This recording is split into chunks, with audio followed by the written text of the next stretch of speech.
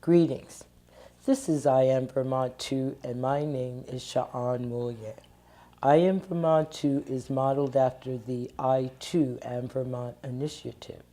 The I Am Vermont 2 photo story project shines a light on the diversity of identities and experiences of people of color all across the state of Vermont. The I Am Vermont 2 project is a medium for people of color to tell our stories and convey how racism has a significant impact in our lives. This is the first known statewide multi-generation project done only by people of color living, working, and going to school in the state. It is also a vehicle to outreach for the People of Color Caucus.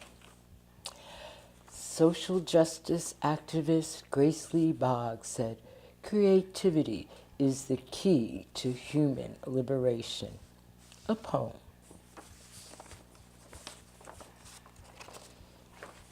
What Did We Do to Deserve This? By Gladys Chambers. Being born black shouldn't be a life sentence of misery. What did we do to deserve this? There are few things that feel more wrong.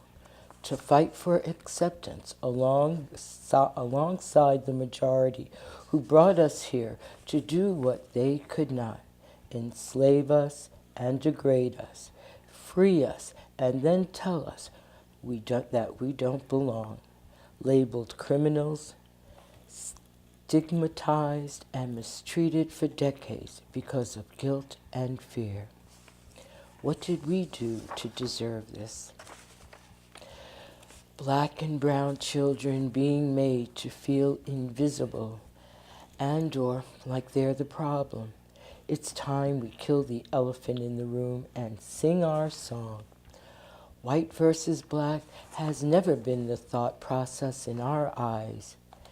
Yet and still the majority condemns us because of lies. We just want to live and have the same rights as white, the ability to flourish in a land where it was once legal to treat us as the plight. We have the heart to move past it all if we all would just let the implicit attitudes rest. We are not wrong, and we can walk with the rest. What did we do to deserve this? We are being held back because of your threatened existence. We cannot help the fact that we are a force to be reckoned with. Our beauty surpasses anything that white can come up with. Magnificent, strength, integrity, tenacious, compassionate, and kind. Your threatened nature isn't hard to comprehend. However, take a minute and think of any time in history where discord between us transpired. We were only fighting for our freedom, our chance to live, enjoying the same rights as you. In 2019, let's strive for an America that is just and brand new.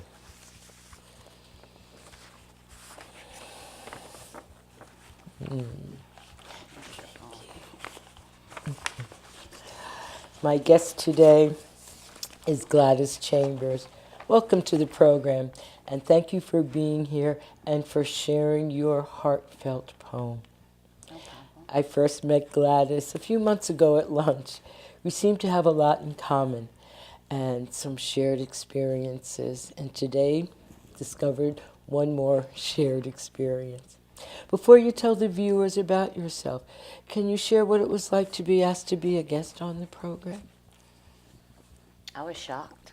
I was pleased but shocked because I never really thought that what was happening to me here in Vermont had anybody cared to know about it until I met you, and now I'm on this program. So thank you. And feel blessed and honored to have you with us. Thank you. So, tell us a little bit about yourself. Who is Gladys Chambers? Well, I tend to describe myself as a crazy Aquarian because I am an Aquarian, and I'm a single mom. My son is 18. I raised him all by myself. I brought him here with me to Vermont. I'm a caretaker. I love taking care of people. Always have. My very first job when I was 13 was in a daycare, and I've always maintained taking care of people. So, otherwise, I'm a student. I go to school. I get straight A's.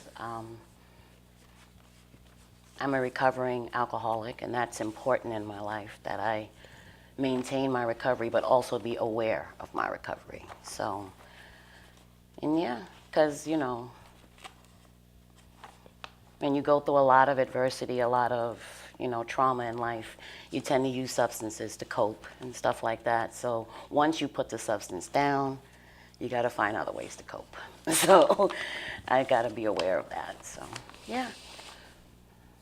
And otherwise, who is Gladys Chambers? That's a question that I could talk for hours about who I am, because there's a lot to me. There's a lot to me that I kind of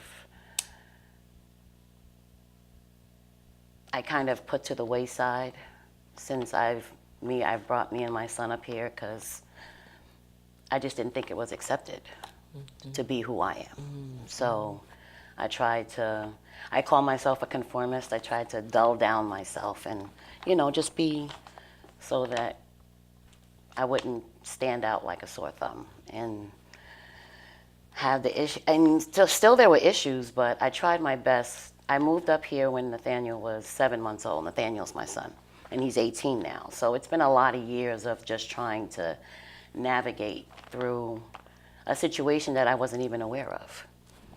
So, Well, what yeah. brought you and your son to Vermont? Well, we had a situation in New York. Well, I'm from New York City. I was born in Manhattan. My son was born in Brooklyn. And in New York City, I moved around a lot after I had Nathaniel. So the government in New York decided that he was in an unsafe living situation. And you know what? He was. I was 22 years old, young, had no high school diploma, trying to figure this little boy out. So instead of them trying to help me, it was a situation of them wanting to take him from me. And I couldn't let that happen. So his father was subletting an apartment in Park Slope, Brooklyn, from this woman who, she met me and took a liking to me, to Nathaniel. She's a white woman. And when I explained my story to her and what the government was doing to me down there, she said this one statement to me. She said, I'm from Vermont, and Vermont is the kind of place that will try to help you keep your son and not take him from you. And that was all I needed to hear. Because at that point in my life, when I was 22, my mom had just passed away, Nathaniel was born. Life was crazy for me. And I just had to hold on to him. So, yeah, I packed him up and we came to Vermont. And wow, I didn't know. I had no idea. I maintain the fact that I'm from New York City, where it's a melting pot. There's no racism. I mean, there is, but you can avoid it. You can live your life, and like I was raised uptown Manhattan. We kept things separate where they needed to be. The whole world is racist. But when you move to a place that's predominantly white, it takes on a totally different dynamic. It really does. So, yeah. I forget the original question. I can ramble. I'm sorry. I'm sorry. No problem, no problem. You told us where you were from and why you came up here. Can you tell us a little bit about your interests, your passions? What are the things that you enjoy? I, like I said before, I enjoy helping people. I am passionate. One of my biggest passions is trying to figure out a way to help people heal from trauma, but not in the medical sense of taking different drugs and all. No, I mean an actual healing from inside out. And we live in a world where trauma is so prevalent. It's such a that I want to try to help because I recognize. What am I trying to say? I recognize the steps that needs to be taken to recover from trauma, and it can happen because I've been through. So if I can sit here and say it can happen, I am passionate because I know it can happen. So that leads me to what has been the impact of racism for you living here in Vermont? The impact of racism. It's made me a person that I've never thought I could be or would be. It's made me scared. It's made me not willing to even go out. I won't. It's been a lot. We've been through a lot of stuff, and I'm just not willing to be that vulnerable. I'm not willing to put myself out there like that no more. I won't go to the club. I won't even go out to dinner because we've had instances in restaurants, and it's just ridiculous. It's ridiculous, and one of the main reasons why I've put up such a wall and keep myself so guarded is because a lot of folks don't believe it's happening. They just, that can't be, and I'm not gonna sit here and argue with you and tell you how it made me feel. I'm just gonna stay home. So that's, yeah, racism. I think back to 22-year-old Gladys. When I was 22, 23 is when I moved here. I had no idea. So now at 41, I'm angry. It's made me angry, it's made me jaded, it's made me guarded, and it's not fair. It's not fair. You give an excellent example of one of the purposes of the project of I Am Vermont too, because people don't believe us. So can you give us an example of a microaggression that you have experienced? There's been so many. And honestly, and that's what I mean by meeting you, I didn't even know that they were microaggressions. But I mean, one that sticks out to me, it just happened a couple of months ago, is I went on a job interview, lost my job, went on a job interview, and the lady interviewing me asked me, "Are you always gonna wear your hair in dreads like that? Can't you do anything about that?" In an interview. I was floored. I was like, I started touching my head, I sulked out of that interview like, please don't give me that job. Because why would you ask someone something like that? I think that's, So how did that make you feel? Made me feel wrong. Made me feel like there was something wrong with my hair. Like, if I would have not had dreads, maybe I'd have had a chance at that job, just, it made me feel like, who did she think she was to ask me something like that? But it also made me feel like, well, maybe I shouldn't have these dreads in my hair. It made me feel wrong, and I just didn't like it. So it's not fair. And at that point in time, what did you need? I needed another person in that room to speak up, say something, because I couldn't do it. I just couldn't do it. I was too afraid to say anything. You're in a job interview and you want the job. So you can't sit there, how could you ask me that? But if there was someone else sitting there, that would have been like, you shouldn't have said that to her. Just to clue that lady in, because she gonna do that to the next brown person that comes and sits in front of her. If they have something. So I need, a lot of the situations that has happened to me in Vermont, I've been alone. Or I've had my little son with me. And I've always maintained I needed someone else there to let that white person know that it was wrong what they were doing to me, because they didn't see anything wrong with it. So me telling them it was wrong would have just caused more negativity. So, so yeah, I could have used an advocate. Yeah, and it would be wonderful if we had a world where we had advocates. You had mentioned earlier that your experience with substance abuse. And one of the successes around recovery is that we gain the skills of self-efficacy. We gain the skills of, this is not a safe place for me. We gain the skills of how to advocate for ourselves. And that's a need. I think that not only folks of color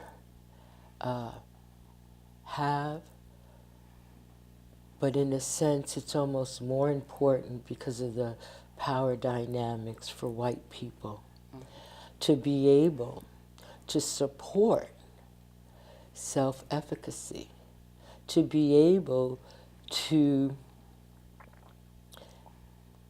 successfully resolve a situation, to not have to make that choice of who I want to be, how I present, and how I put food on the table. And some of those choices that the wider community don't even consider. So I appreciate your sharing. I share and empathize with the pain and the strategies that we develop in order to live, in order to survive. And I'm working towards thriving. I'm so delighted to not only have met you and hope that you continue to stay here in Vermont. And so towards that end, what barriers do you think you have put up because of racial microaggressions? You already talked about what you don't do, where you don't go out, but are there other barriers in your life that have affected your life? Well, I mean, yeah, we talked about the not going out, but I have this feeling like I fold into myself. I can't really look at people, you know, I can't speak up for myself because I feel like I call me and Nathaniel the exclamation point on the white piece of paper. You know, I'm the line, he's the dot. And, you know, when you can't speak up for yourself in a venue where everyone thinks you're wrong anyway. So, yeah, I'm not who I thought I would be at 41 years old. And it makes me really sad. So. And so, what could the community do to make your life one where you are visible, where your experiences are validated, and where your contributions to the community are valued? First and foremost, stop. Just stop. Believe us. We're not bad people. We've done nothing wrong. This has got nothing to do with the civil rights movement and back in the day. We're not in with any of that no more. We just want to live. I just want to live. I want to be able to raise my son. I want to be able to go to the store and not be followed. I want to be able to just feel comfortable in my skin. So the community needs to just, number one, accept that it's happening, because it is. And number two, let's have conversations, let's talk about it, and let's stop it. The only way we're going to stop this is if we get out in front of it and accept it and move past it. And that's what I'm about with trauma healing. Because all of this has been years and years and years of just trauma. But we can heal. We can move forward. And the way I think about it, I don't know, Nathaniel's great grandkids might have a chance to live valid lives and not fold into themselves. Because we already know stress kills. This is very stressful, and it needs to stop. It needs to stop. Racial stress is a killer, and racial stress is constant. We talk about the big stressors in life, and you don't lose a house every day. Loved ones don't die every day. You're not divorced every day. But as a person of color, you experience racial stress on a daily basis. So it's a health issue. It's a public health issue. And when we look at how our children are doing in schools, when we look at how they're trying to make their way and end up in the criminal justice system, when we look at mental health that has a model that maybe not suit us, when we don't have adequate mental health people of color who are practicing in the state. And what are the ways that we continue to maintain the our racial hierarchy socialization? We talked about trauma, and we talked a little bit about ways that people can move through. Is there something a nugget that you would like to share?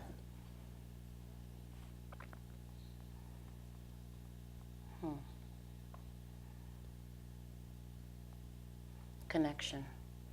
None of this is going to work without connection. I sing this tune when it comes to addiction and recovery, trauma healing, connection, empathy, and compassion. That's what we need. We need to open up the lines of communication, talk about it, and move past it.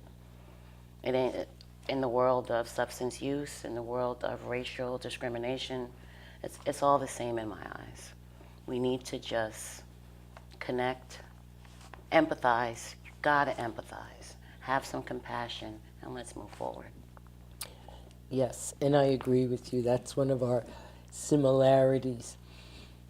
One of the barriers around addiction and recovery is fear. One of the barriers around that fear is being able to take a deep look within ourselves. And when your entire life has been bombarded by words, actions, relationships that don't promote that don't promote self-esteem, that don't promote self-efficacy, that don't promote the ability to can do, then you might not want to jump into that transformational process. And the wonderful thing about recovery programs is there is a mechanism, call them steps, call them sponsors, call them groups, that allow you to not only expose who you are, share empathy, strength, and the experience on that journey. Yeah. That was beautiful. Is there anything that you would like to say in closing?